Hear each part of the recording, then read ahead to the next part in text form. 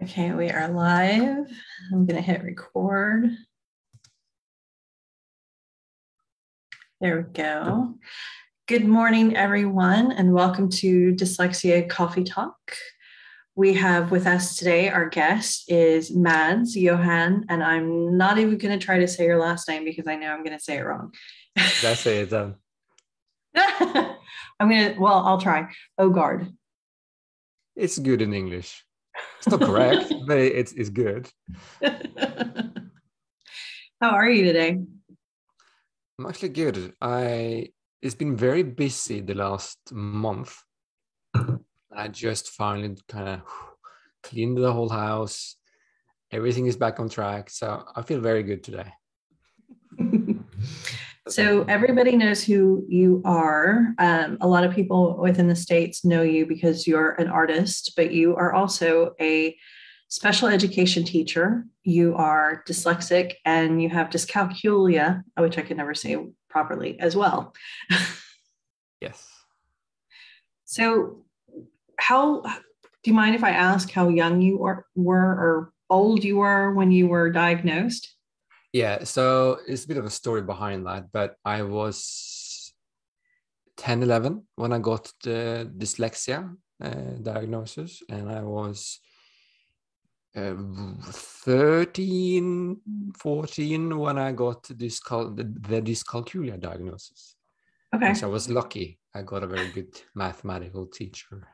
Math teacher is called, yeah. So it was not done at the same time. Because usually they don't know what dyscalculia is, so they don't check for it. Right.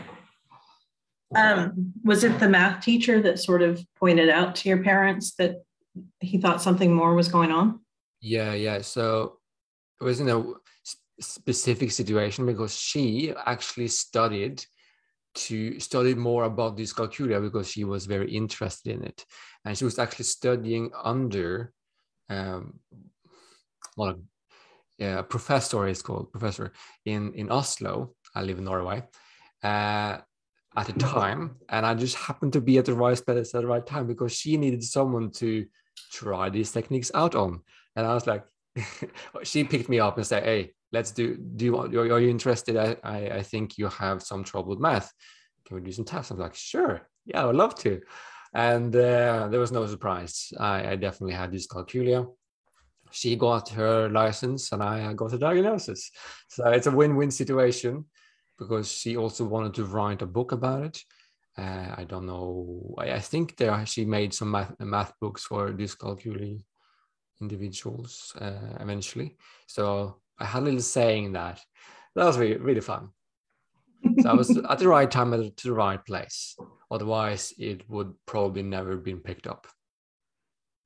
So I've known you. My cat just slammed her head on the table. I've known you for a while, and before we started, you told me you were a special education teacher, and that was something I absolutely did not know about you. I just know you as an artist. Yes. Well, you're not just an artist; you're more things than that. But what led you to special education? Well, that's a long story. When I was diagnosed with dyslexia at the age of 11, I was like, oh, okay, so I just need to do things differently. Why am I told that the things that I need to do is wrong? I needed to draw, to understand what I was doing in class. I was told off. I was told I shouldn't ask questions, etc., etc. And in this process, I realized, okay, I need to work on myself because no one else is helping me, so I need to help myself.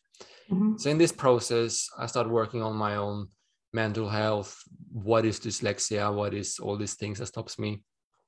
And started to change my mindset around these things. And through that process, I started thinking, it would be cool one day to actually, travel around and talk about dyslexia. But I was like, it's probably not going to happen. But it'll be cool. So my goal has always been, I want to live from my art. So that's the goal I made and still has. But on the way there, I ended up studying animation in England, Falmouth University, where I created I Am Dyslexic. And during I Am Dyslexic, I realized, wow, I'm actually really good at helping people find their way of learning. I could say to them, like the people I worked with me, my fellow students, like, hey, if you just do it this and this way, it will actually be more efficient for you and you will not be so tired, or something similar along those lines. And I got a lot of feedback like, you're really good at this. I'm like, oh, maybe I am really good at this. So I actually wanted to move. I wanted to move back to Norway for different reasons after my bachelor.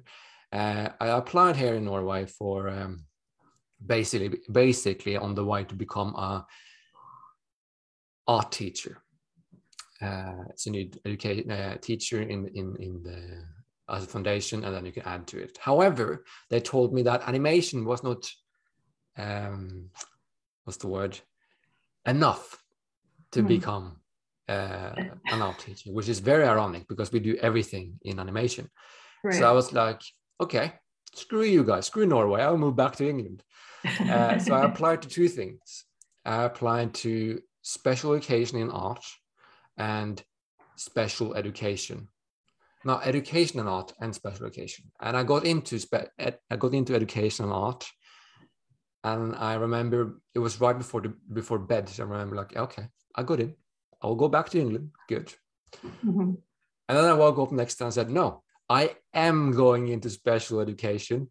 I called down to the teacher or the head teacher for that specific unit or whatever you call it.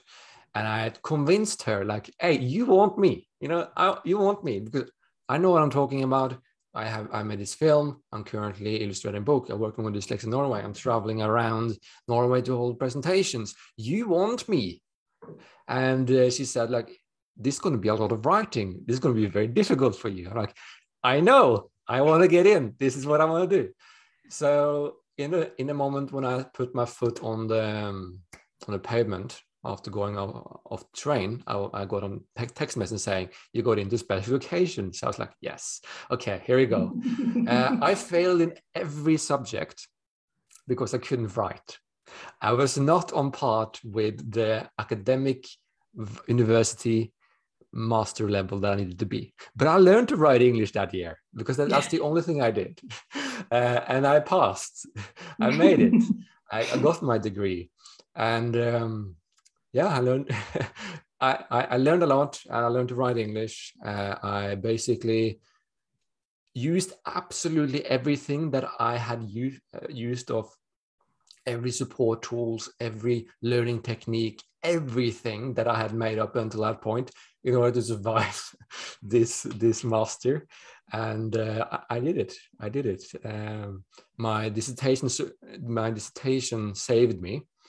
And it wasn't because I didn't know what I was doing. I absolutely knew what I was doing. I just wasn't good at writing. And yes, they tried to help me with, okay, can we make it in a presentation or something? And I did. And sometimes that went well. Other times I misunderstood the task and answered something else. But I fundamentally understood what I was doing, and had a lot of knowledge of how to handle individuals with learning differences. And I specialized in dyslexia, which I had loads of experience in. And the very best thing, this very last thing my teachers said to me was like, thank you. You challenged us, because I refused to do it their way. I was like, no, I'm going to do it my way. I'm going to do it this way because I want to prove a point, but also I need to do this, So that's right. How I become a special education teacher. Wow. You told me something a while, in one of our discussions a ways back, that you learned to speak English from watching anime. Yes. So I'm curious, were your issues with writing purely because of your dyslexia, or was it the language gap, or was it language gap meaning you're speaking Norwegian and you're having to write in English, or is it a combination of both? I think it's a combination of both, but English is like horrible for dyslexics. Yes. there are so many silent letters, and you just have to know them in order to actually be able to write. And the structure in terms of how the sentences are built are kind of similar, but yet different, because we don't have all the and all stuff like that. We have other similar things, but it's slightly different. So for me, it took me a long time to actually learn English in the first place. I had no motivation because I couldn't even write Norwegian in the beginning. Why would I introduce myself to something way more difficult? Right. And it actually started out with Pokemon, because I wanted to play the Pokemon game, Pokemon Yellow. So I asked my dad, hey, can you translate for me? What does this Pokemon, what is this Pokemon? And every Pokemon has different words that makes up a name, right? Mm-hmm. They have lore and everything. And I wanted to know. So I asked my dad, what does Slowbro? What does that mean? And he told me. And I was like, oh, interesting. I remembered it, because that was much more valuable to me than what I learned in the English lesson, which I didn't have any use for at the time. Right. But then I found anime.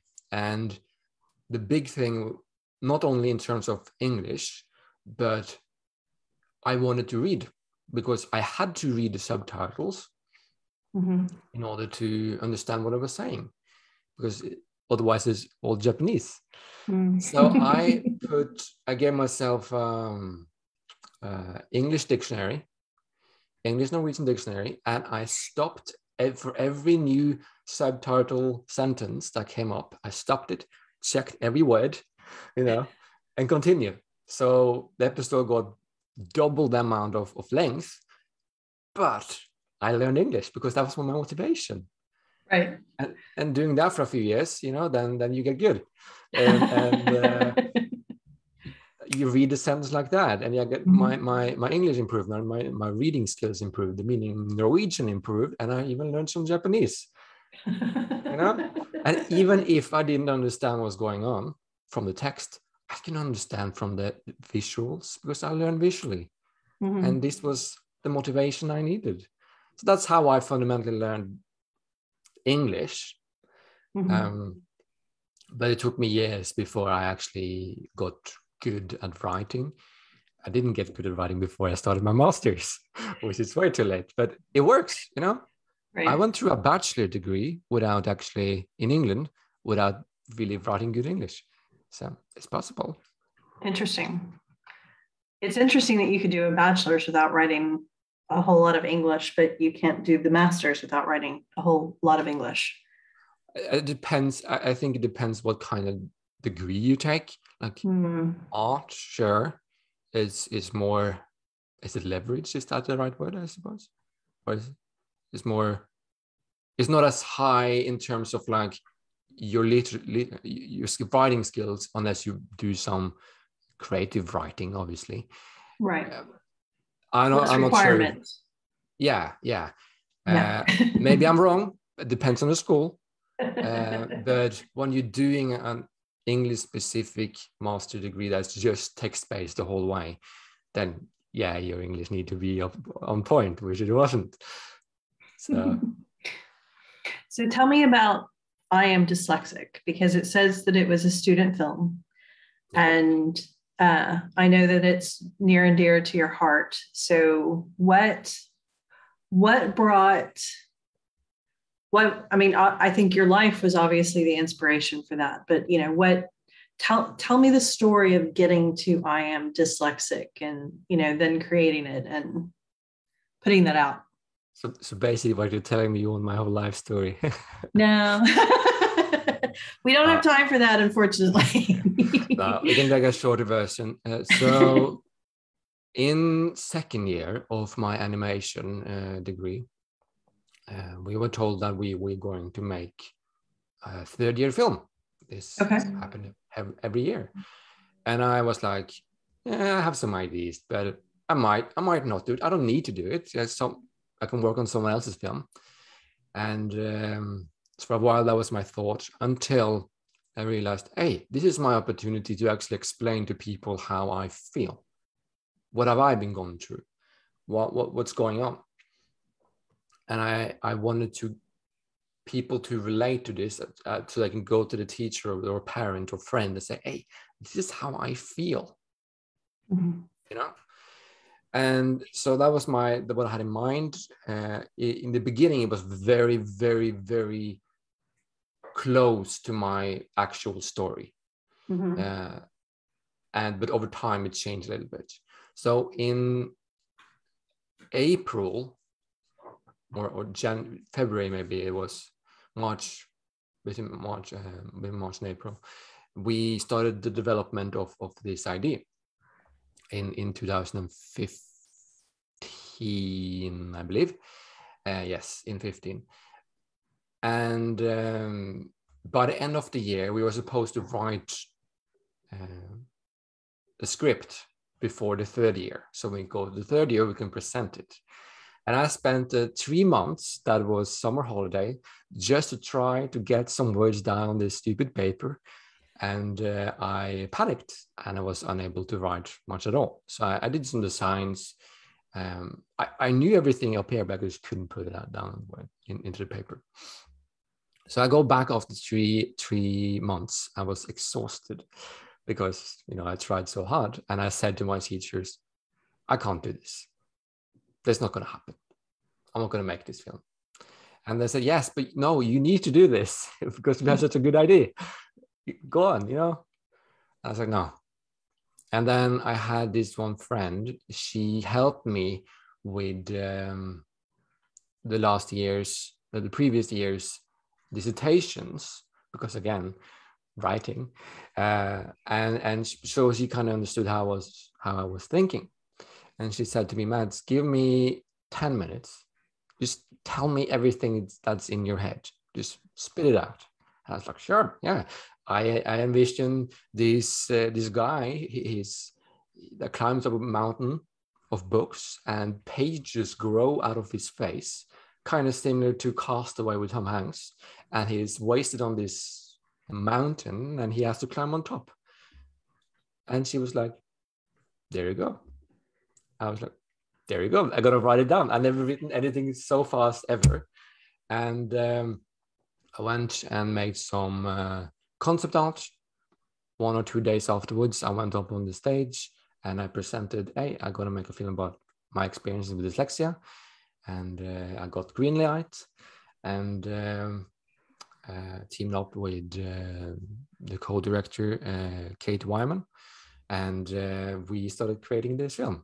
And it was a journey for sure. It took it was a lot of healing for me to go through all of this and put that into the film. And you can really tell by the people around, because people gravitated towards it because they had similar experiences.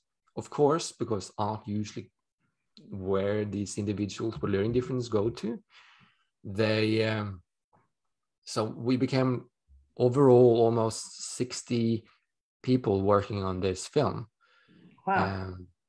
And all had some sort of learning difference. Not everyone worked at the same time, but a good amount. And by the end, people said like, thank you. I finally come to terms with my dyslexia through working on this film and working with you.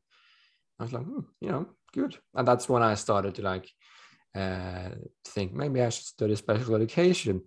And then we continued to put it out and we put it into many, many, many film festivals, and it won 12 different awards. Wow. And I'm still seeing it going around the internet. It's very popular in Greece for some reason. and it's still alive. It's still living its own life, being used everywhere in the world for the way I intended it to be used. Starting a conversation about dyslexia. And I think it makes it universal because you don't actually have any dialogue inside of it, do you? Exactly. Right. There is some dialogue in the music, but it's deliberately made so you don't need to understand what she's saying. You need to understand the film, which is the whole point. Right. And it is a very emotional film for sure. Even if you don't have impact. Yes, because even if you don't have dyslexia, it's quite moving, which is probably why it keeps getting shared. I know that we have it on our website. We have a section on our website that says some of our favorite videos and recordings, and it's listed on there. So thank you. And that was before I ever met you, too. Yeah, I was about to say that was probably before we even met. So way back. Uh-huh. It's fascinating how all these things kind of go together. But it's strange now, you know. I go to different schools, random schools, and people are like, "Oh, it's you. You made this film." I'm like, "Oh yeah, people know who I am." It's fun, but it's, you know, it's strange how you can make your experiences into something valuable like that. Mm-hmm. I still haven't really come to terms with that. Like, I actually did something that impacts people, so I'm very grateful. I love that. So you do speak, you travel around and you speak to various groups about dyslexia. What's one of the main things you focus on in your speeches? Do you try to talk about that emotional aspect? Do you try to talk about it from the child's aspect, from the educator's aspect, or do you, depending upon your audience, do you mix it up a bit? It depends on the audience, but always, you know, of course, you speak differently to children under 10 than you do 10 and up. Right. That's just, of course. I'm probably more harsh, using stronger language with teens and up than I do with children. To further, you need to speak their language, you know, for them to understand you. Mm-hmm. But I always have it's heavy stuff, and those who have experienced it need that validation, so to say, in order to actually be able to listen. Mm-hmm. For others to see, wow, Carl here, he really gets it. So this guy must say something correct, you know. So that emotional aspect is always there, and the message that I usually have is I go through my own story. I go through mental, physical trauma, and I go through learning techniques and mental health, how to solve it, you know, or how I solved it and how I help other people solve it. Usually through, it takes a really long time. Learning techniques, as I said, how I overcome dyslexia, how I've seen other people overcome their challenges. So it's like a mixed match between my own and other people, and this, what can you do as a student or parent, teacher, in order to actually help whoever it is. So I'm using myself as a foundation to share this message and say, hey, hello, this is serious stuff. You know, this is how an individual with dyslexia may observe their own world, or how does an individual with dyscalculia experience the math class. You know, you may not know. Here you go. Now you know. So other than that, sometimes I speak about just mental health, or just learning techniques, or animation, or whatever it may be. But usually it's the whole package that I speak. So did I answer you? I feel like I answered you kind of vaguely, but yeah. No, you answered it, because I also want to get to, you know, something that I at least think you're passionate about. You've told me you're passionate about, which is, you know, working with children as mentors. Yes. Or mentors, plural, like you exist in multiple states. As a mentor, singular. I can exist in multiple places at the same time. Video. True. But I know that you're passionate about being a mentor as well. How did you kind of come full circle to? I mean, obviously you're a teacher and obviously you're an artist, but, you know, kind of taking on being a mentor is an additional level. Kind of, how did you come around to that? Yeah. So as we have established right now, I I have a degree in special education. I could have worked in a school. I decided not to because I see all the children, but I feel like in the system you can't really help them. So that really put me off, and I was like, it hurts.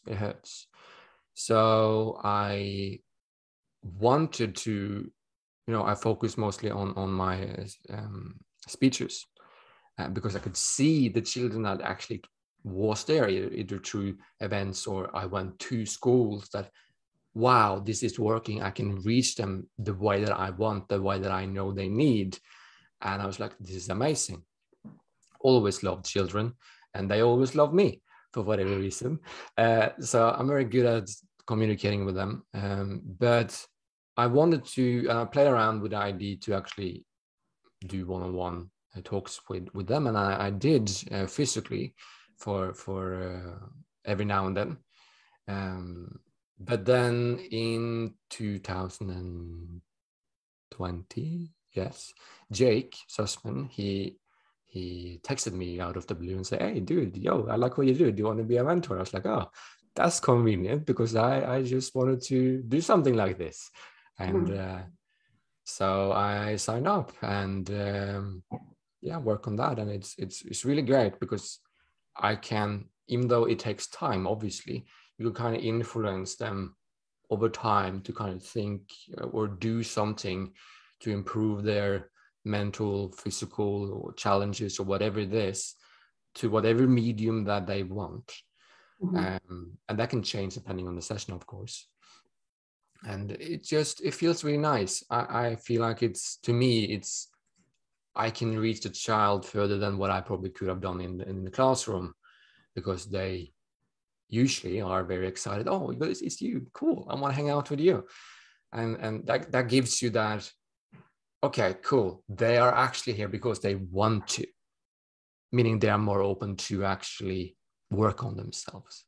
Right. And when I was 11, I realized that I love taking apart my own brain to understand how do I work. Because the more I understand how I work, the more I can tell you of what I need. And I'm trying to implement this same mentality. Like, if you understand you, things becomes a lot easier. So that's how I ended up in superpower consulting. And that's kind of how you ended up in our lives. Yes. So. Pretty early, I think. Wasn't it like October, November last year? I think so. No, it was right after Christmas because I was building my Christmas present. Oh. When we spoke the first time, which was Lego's Hogwarts. I don't remember. I just remember you speaking and there was little dogs. Yes. I don't remember. I was home alone because Jake calls me out of the blue and he's like, "Hey, can you talk?" It was a Sunday. And he was like, "Hey, can you talk right now?" I'm like, "Yeah, I'm just sitting at the table building Legos." And that, upped my credibility with you because I was building Legos. Lego is always awesome. And I think you started working with my son a couple weeks later. Yeah. It took some time for him to open up, but we are very good terms right now. Yes. He definitely does not like the days that you're supposed to meet. He definitely doesn't like it when he misses his sessions with you. That's for sure. Must have made some impact, and I'm very glad. And I was so excited last night because he said that he wanted to be a part of this interview. And here's the cat. And he changed his mind this morning, but you and I both kind of expected that from him as well. So I'm sorry. My cat has been having a lot of attitude lately about wanting to be loved on when it's not appropriate. Get your son when we got a cat. we live to serve, don't we? Cats for the win. But yes. So where do you? So I mean, you're a very young man. You've achieved a lot of things. How young do you think I am? I'm not going to take. Yes, please. You really want me to guess your age? Yeah. Go on. Between 30 and 35. Nope. I'm younger. See? Just because you dared me, I went on the high side. Yeah, anyway, yeah. You're a very young man. I'm 28. Okay. I'm 20 It's years close. older than you. So Age doesn't matter. You've achieved a lot by this point. Where do you sort of see, where do you want to go? What do you, I don't like the question, where do you see yourself in 5 years? I actually despise that question. But I think it's a fascinating question. Oh, no, I can't. Especially in the workforce, it's one of my least favorite questions. But Yeah, I understand. But I mean, you've clearly had a vision for yourself and the direction that you're going in. So I'm curious where your vision takes you in the long run. So, as we have established, I have always been very driven. I always had very like, I want to do this. I don't care how long it's going to take, but I'm going there. What is there? It's like, I want to live from creating, I want to live from sharing my knowledge and just, yeah, share more of me. So that's still ongoing. I had for the last year and a half now, or more, I have been very, very active on TikTok, because that's where the kids are, you know, they need to be where they are. But it's a great app to see, like, interact with people and stuff for my audience.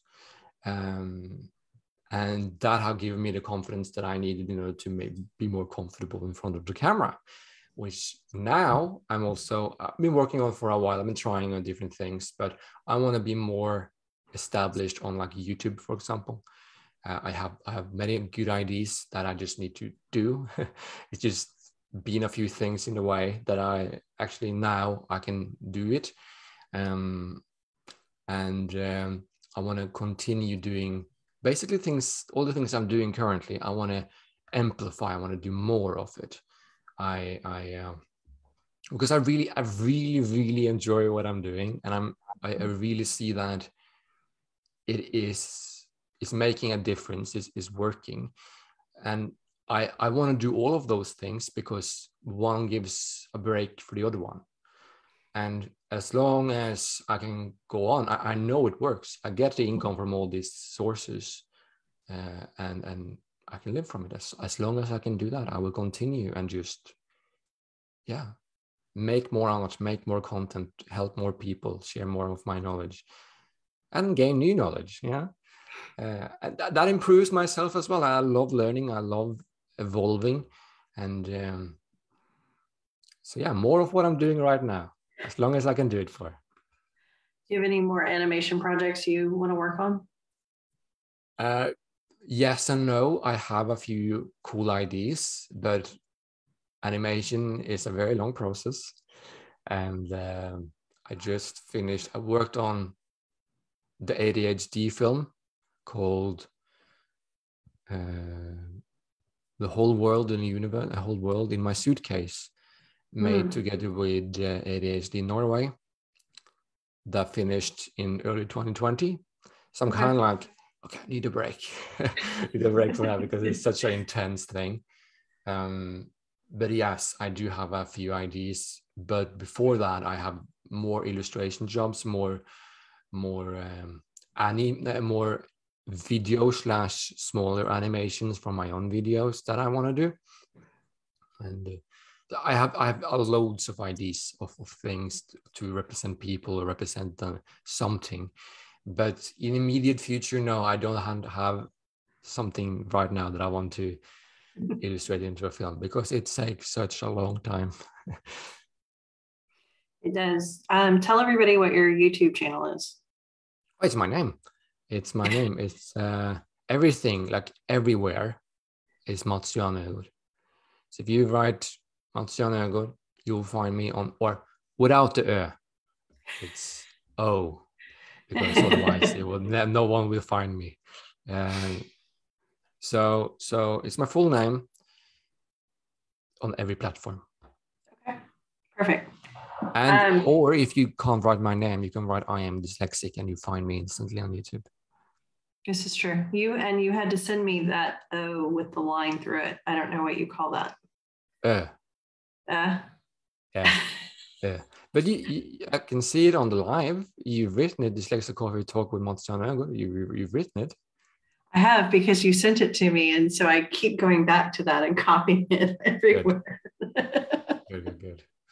No, because I don't know how to do the special characters on my keyboard. No, and English ones doesn't have it. What I usually do if I can't find a letter and I don't have it available, I either go on Facebook and search up that person, or I go on Google and says Norwegian O, and it comes up.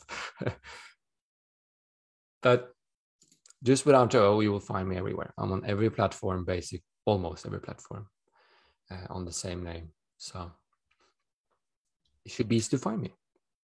So what have we not covered so far? Oh, why have we not covered it so far? I can tell you about the new book I illustrated. Yes, please. Hacking the Code, it's called. Oh. It's a children's book. That's been all over my feed lately, and I can't remember who invited me to like it. Was it you? Probably Gia. Gia, her name is Gia. Okay. So tell us about Hacking the Code. So Hacking the Code is a book about a little boy called Case, and he really likes to do this with his friends, not naughty things, but pranks with his friend. And one day the principal, he gets really annoyed, and he says, okay, I'm going to give you a real punishment this time.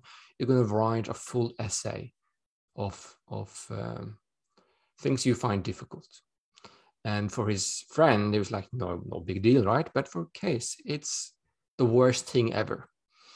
And during this process, he learns that he has dyslexia, and how he observe the world. And he also find a friend group and do fun things together. And without spoiling the book, what will happen to Case and his journey to write this essay. And it's been very well received so far, so I'm very happy about. And so yeah. Interesting. I'm gonna confess, I haven't checked it out yet, because the person that invited me to like it, I don't think it was you, but it was somebody like, I think it was me, invited me to like it. And I was like, well, I don't know who you are, but okay, I'll like it so that I can sort of learn a little bit more about it. But I haven't done a good job of that, but I will now I will add it to my list. I will check it out. Now you have to, yeah. Now I have to. I know, right? I have to do my job. So, and that was a little bit of a strategic question, because the FedEx truck showed up and I knew that my dogs were going to bark, so I could mute myself by asking the question. Smart. Yes, but you shared something else amazing with us, so thank you for that. But my pleasure. I know it's kind of late for you there, I think. Nah, it's all right. No? Okay. But I only have a couple more minutes, because we're going to have to head to soccer here in a couple more minutes. But so the piece behind you is from I Am Dyslexic. Don't you have a piece with like wings or something too? Yes, I do. Not currently in my house. I sold that piece off, but no, it's digital, so you can always print it up. So if anyone is ever interested in any of my art, you can find out on my website. We can find this one and the one that you just said, and many more. So I do sell my art. There you go. Well, and I don't mean in a bad way, but I mean as in you can't show it to us, but. Because I want to see like the big one, so I need to go to your website and check it out. Yes, you do. You need to do. and you can buy as big as you want. Yeah, I can talk for hours, but we have limited time. We do, unfortunately, just because of soccer, because it takes forever to get to this particular field that my husband is dreading driving to. That's how it is. I know. But I wanted, more than anything, I wanted to thank you for taking the time to do this. And, huh? Thank you for having me. Oh, sorry. I don't hear very well, but you know that about me, right? I've heard you say it, yeah. Yeah, but I did want to thank you for taking the time to do this today and to talk about everything and to share the story about I am dyslexic. And, I've known you for a year now, and I didn't know you were a special education teacher. And I feel like definitely should have known that. I'm kind of sad that I didn't, but now I'm glad that I do. So, but I think just wanted to see how similar you are to your son, or he is to you. That's either a good thing or a bad thing. Into the situation. No, but that's the fun thing. You always learn new things about people, right? Yes, definitely. But I think that because you're a special education teacher, that makes your art that much more meaningful based on who your target audience is. And your target audience is children just like you. Yes. So, but thank you for what you do. Thank you for the work that you do, for how you contribute to the community, for what you put out there. Thank you for being a mentor. I know that my son adores his time with you. So thank you for all the kind words. Absolutely. But I hope that you have a great day, and thank you for joining us. And everybody, thank you for joining us. And I will put Mads' YouTube channel link in the comments if I haven't liked you from our YouTube page, I will like you from our YouTube page as well. So awesome. But I think I have, but I'll check. Thank you. Thank you, everybody. And you too. Good luck with soccer. It's his first day back after breaking his elbow. So, this is kind of big deal. We'll see how aggressive he is on the field today. Yes, I'm sure I will get the update next week. So I'm sure that you will. Because this season, kids have knocked him down a few times. I know he's terrified of falling down and landing on his elbow because the fracture is not completely healed. So, well, if he does, I'm sure he attacks back, because that's what he usually does. Yeah, he does. But so this will be an interesting game for sure, and it's cold and windy, so that'll add extra fun too. Anyway, thank you so much. Thank you, everybody. Bye. Hold on.